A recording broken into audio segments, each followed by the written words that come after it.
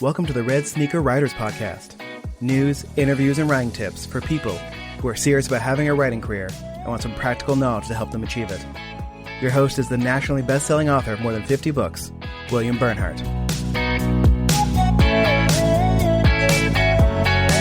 Hello, Red Sneaker Writers. This is episode 55, going out on October 5th, 2020. Boy, did I hear from you listeners last time around. Sometimes when I record these things in the little studio by myself, I wonder, am I just talking to myself? Is anybody really listening? Last time you proved that people are really listening on two different counts. One, I mentioned that of course, am doing small group writing retreats in the year ahead, and that for the first time in December, I scheduled a completely virtual one, an online Zoom writing retreat, if you will, wondering if anybody would be interested. Holy smokes, were you interested? The things have sold out now. To be fair, it's a small group writing retreat, but I think that this is proof of concept. There is apparently interest, particularly right now, when most people are still under lockdown, in continuing with their writing. I think many of you are still working hard, even during the lockdown, writing, generating good content.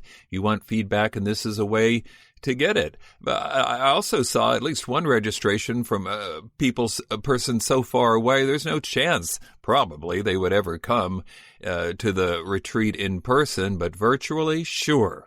So, this is for sure a go. December 9 through the 13th, small group writing retreat online, doing all the things I normally do at the retreat. I'm going to read your manuscripts before it starts. I'm going to edit your work every night. We're going to have feedback, critique, editing, discussions of topics, all of it tailored toward the small number of people, 10 or fewer, in the group. So, if this sounds like something that might interest you, go look at my website, williambernhardt.com, and think about signing up. And I'm not just hustling you when I say you might want to do that sooner rather than later, because it seems to be filling. But the other aspect of feedback that I got last time was as a result of the piece that I did on Authors AI, this new artificial intelligence program designed to help authors. Man, were people interested in that. In fact, some people actually tried it out and then told me how it went. So this time in the news section, we're going to be talking even more about gizmos and programs and other tech things that might help you in your writing work. And the interview this time is with the incredible Stephen James. I bet many of you are familiar with him already as a result of his thriller series, The Bauer Files, or his other books, but you may also know him as a writing teacher. He's the author of, among other books, Story Trump Structure. And since your host, me, is the guy whose first Red Sneaker book on writing was Story Structure, the Key to Successful Fiction, might be interesting to see how the two of us got along. We got along very well. We've known each other for a long time, but still a lot of really valuable writing nuggets in this interview, so you want to check that out. But first, the news. Like I already told you, the news this time around is going to focus on other tech, software, AI things that might be of use to writers. But that works pretty well because actually there are a lot of new services that have been announced in the last couple weeks. I assume that once again, this is because the world's in lockdown, and when people can't go to class or they can't go to some conference, that they're looking for things that they can do at home that might improve their work. One such program just recently announced is Fixional. And just to be clear, that's spelled Fixional. This is an editorial AI, meaning artificial intelligence service, that's been around for a little while. It's sort of you probably know what Grammarly is. You post in some text and it corrects your grammar. Well, this is an even more powerful or advanced version of that. Grammarly can actually be taught. Fixional can be taught because it's an artificial intelligence program. It can learn how you like to edit your work. It can learn to make customized copy edits, like according to your direction, customized line edits to manuscripts. So this is being marketed as something of use to both authors and perhaps publishers or people who edit a lot of documents. See if the editor, which could be you, the Red Sneaker writer, reading some manuscript once, and then you feed that information to the AI, and then it can be looking for the problems that you corrected forever in the more revised version of that manuscript or other manuscripts. And this allegedly, I haven't tried it myself, but according to its advertising material, this goes beyond just grammatical issues. It can tackle things like pet peeves, things you do over and over again. If you're me, when I'm editing, I always look for the word just, because I know I say just way too often. I don't try and edit in the first draft, and then I take out about 1 million of them in subsequent drafts. Or so, another word I use too much. You have problems like that? Things that are impeding originality of expression, which happens anytime you're reusing a word. The AI can learn to look for that. It can tell you if some passage of your writing is problematic, awkward, has some kind of problem. Fictional, allegedly, I don't say that like they've committed a criminal offense. I'm just saying I haven't used this myself. Fictional can create a style guide, which you can edit, add to and subtract from, and then it can apply the style guide to all your manuscripts. Another new program, similar, not exactly the same thing, is Plotrr, and that is spelled Plottr, which got a lot of publicity in the past week or so. It calls itself, quote, the #1 visual outlining and book planning software for writers. So it's basically a tool for organizing and outlining in a visually attractive way. Just to be clear, this is not where you're going to write your book. It's not like Scrivener. It's not a substitute word processing program. It's not even a place where you're going to put in detailed notes or search or say on the character arcs or anything like that. But it's a great place to outline. You can lay the whole book you're writing out in a chapter-by-chapter grid. You can follow particular characters or plot lines. Perhaps one of its most attractive features is that it allows you to create a timeline that you can follow. Now, for me, I'm a big fan of outlining. As you may know, there's a whole section in that story structure book I mentioned about outlining, but I'm so old school, I told you to do it on index cards. Okay, cut me a break. That was written in 2013. Plotrr didn't exist, and I'm not entirely convinced that Plotrr adds that much to the index cards, but it definitely looks cooler. If you're interested, go look at their website and look at some of the images. I mean, the outlines, the timelines, they're beautiful to look at. Will that make your book better?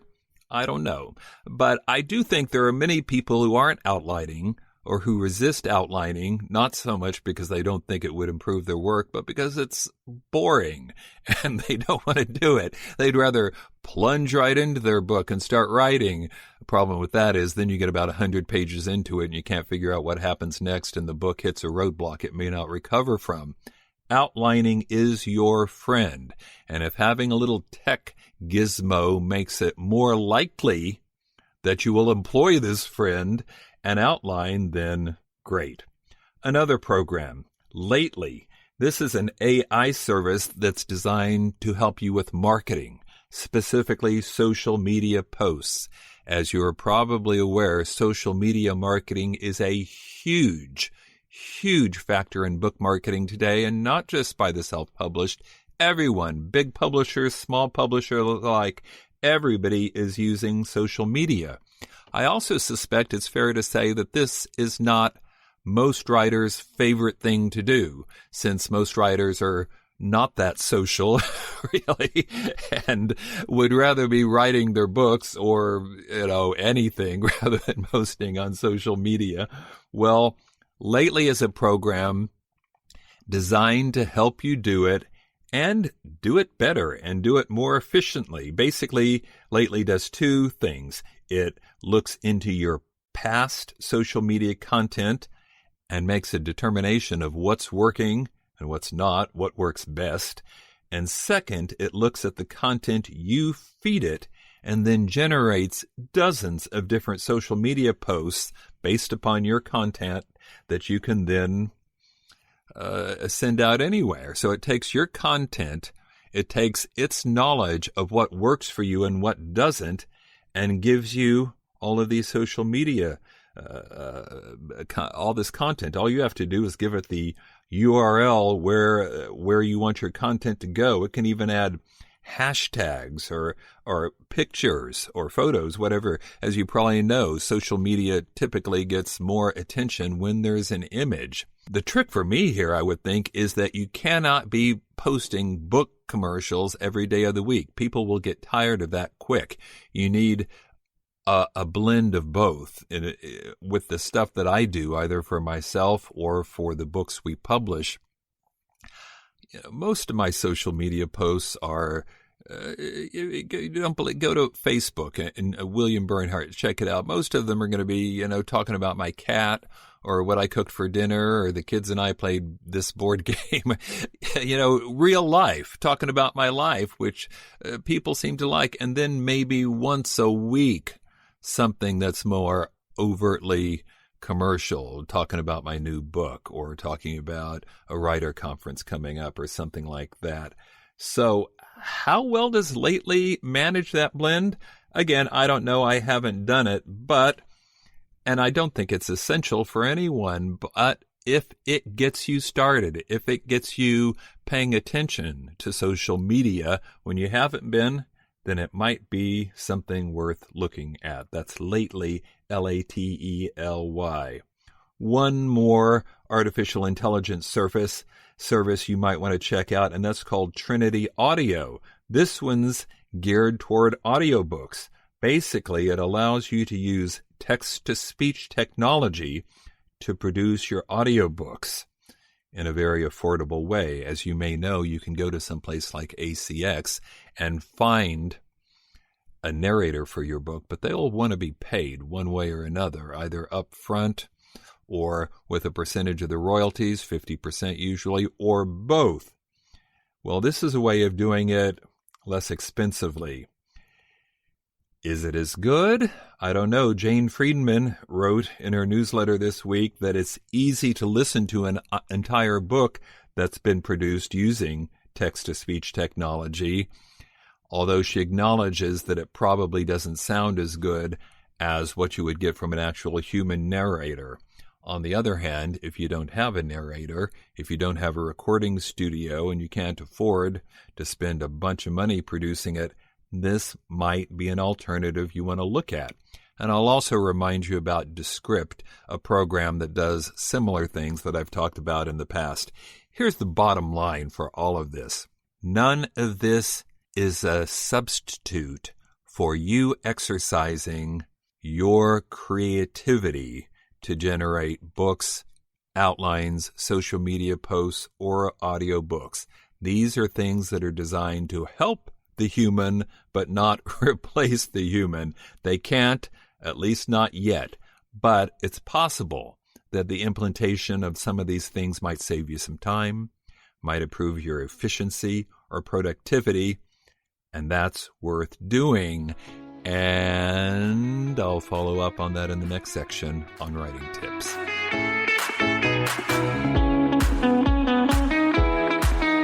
Really, when I planned all this out, I thought, let's just combine news and writing tips, as one unit this time.